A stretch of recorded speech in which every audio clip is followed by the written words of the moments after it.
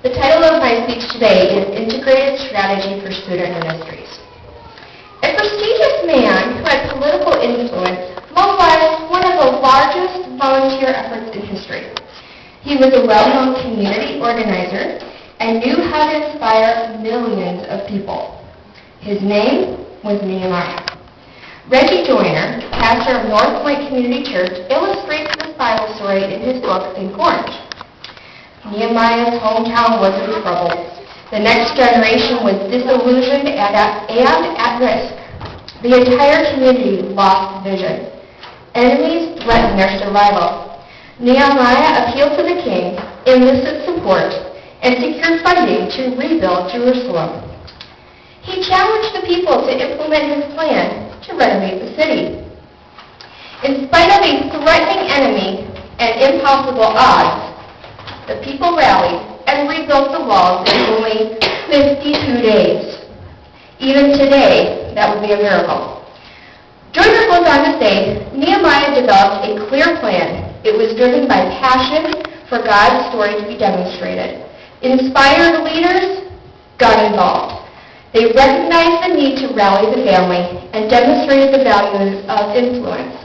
There was a plan, there was a target, there was coordination, there was synchronization. Nehemiah had an integrated strategy. According to the Encyclopedia of Management, strategic integration is the gradual combination and transformation of independent components of business organizations into cohesive, synergistic entities. Strategic integration is an important element in the process of improving organizational performance because it facilitates the continual alignment of business strategies within the ever-changing business environment. Joyner writes, a strategy is a plan of action with an end in mind. With an integrated strategy, we want to align leaders and parents to lead with the same end in mind in order for us to improve our organizational performance. I am emphasizing today that we must create an integrated strategy for our student ministries. First, we need to organize our teamwork. Then we need to be intentional with frequent communication. And finally, the student ministries team should develop a clear plan of action where we want to lead our families. Now, businesses deem that strategic integration is important. How much more important is it for the body of Christ? Joyner argues that we can't really expect parents to get on the same page with the church until we get on the same page with our leaders. The Bible declares in Proverbs 29:18 that where there is no vision, the people will perish. Joyner acknowledges that when ministries don't integrate strategy, parents struggle with how to partner with the church. Programming and ministry tend to be random and isolated in impact.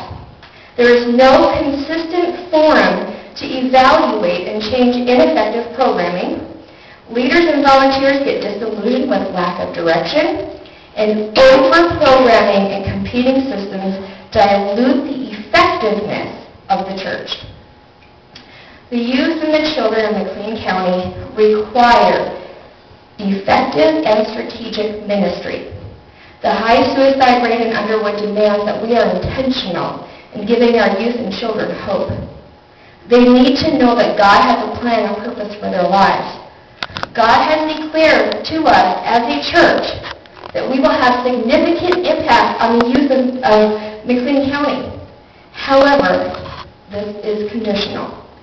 It requires us to focus in order to effectively impact our region. An integrated strategy will help us gain the specific focus. Our leaders and families will be on the same page. The goals will be clear. Communication will be open. The team will be able to evaluate effectiveness based upon the strategy. Now, traffic cones are primarily used to show people where they should go. If you misplace them or just randomly put them in places, you're going to have a problem and lots of confusion. Probably a few car wrecks along the way. They must be placed strategically. Now, Joyner observes that traffic cones are designed to work together to have a greater influence. If you have one lone traffic cone in the middle of the street, nobody's really going to pay much attention to it. Maybe just drive around it and keep going. We must have a team synchronized and working together. And according to Joyner, their strategic placement is like our leadership. You have been put in a position to lead others in a specific direction. If we want to create integrated strategy, we need to organize our teamwork. Like the traffic cones, we must be going in the same direction. David Platt, pastor of Brook Hills Church, writes in his book, Radical Together, God has called us to lock arms with one another in a single-minded, death-defying obedience to one objective, the declaration of His gospel for the demonstration of His glory to all nations. We must be on the same page with the same clear goals in mind. Nehemiah rallied the families together with the same goal in mind. We must be organized.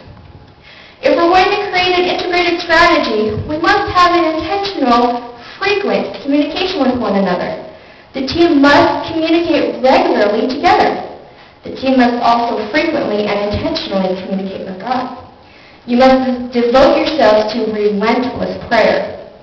Platt notes, in our selflessness, you and I realize that it's impossible for us to accomplish His purposes in our own strength. So we express our dependence upon God in prayer. Nehemiah prayed, and he communicated regularly with his leaders and his volunteers. The community was well informed with what needed to happen. And finally, if we're creating an integrated strategy, we must develop a clear plan of action. We must determine where we want families to go. We must know what success will look like. However, this plan also demands simplicity. It requires us to focus our resources to our specific goals. We need to keep God's vision and our mission before us. Platt writes, if we want to unleash the people of God in the church for the glory of God in the world, we need to let go of some good things for God's things. And we need to begin asking ourselves some hard questions, like, are we willing to ask God if there's a better way to use our time, energy, and resources? Does this plan best align with the plan of God? We must seek God's face as a team to find out what His specific plan is for the student ministries. Like Nehemiah, we must hear God's voice and obey His will. Taking the time to develop this clear plan of action will help us to stay on course with His plans and purposes for this ministry. Now, creating an integrated strategy involves organizing the teamwork, frequent and intentional communication, and developing a clear plan of action of where we want to lead people. Like Nehemiah, we must develop a clear plan, driven by passion for God's purposes to be fulfilled, inspire leaders to be involved, recognize the need to rally the family, and demonstrate the value of influence. Developing an integrated strategy for the student ministries will require investment in work and energy. The question is, do you believe it's worth it? How much do you want the families in McLean County to be impacted by the light of Christ shining through this ministry? In conclusion, I want to leave you with this final thought from Reggie Joyner. It's the effectiveness of your strategy, not the scope of your mission, that ultimately determines your success.